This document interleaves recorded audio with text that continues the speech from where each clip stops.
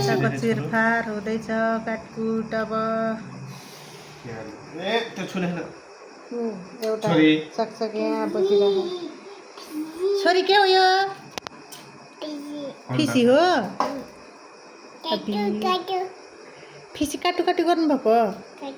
कसले काटु काटु गर्नुभएको छोरी ड्याडीले ए हजुर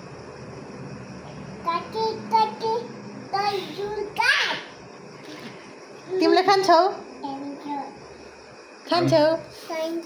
कसरी खान्छौ भन्देऊ काटु काटु गरेर ए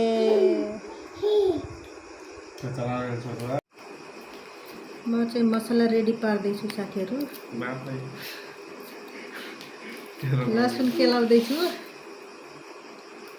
मेरो छोरीले यहाँ फेरि माछा देखाउनलाई यहाँ माछा छ फिसी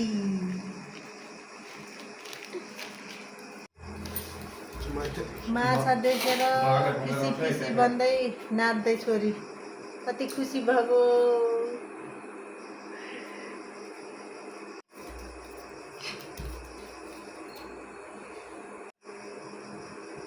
के गर्ने तिम्रो बेबी हो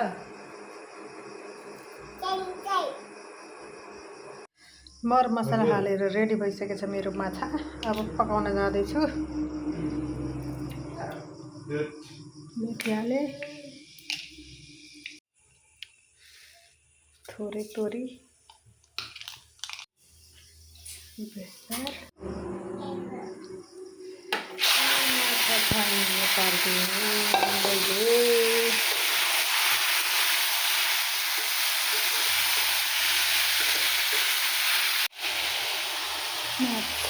माछा कसलाई मनपर्छ साथीहरू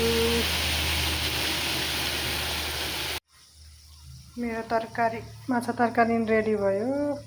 साथीहरू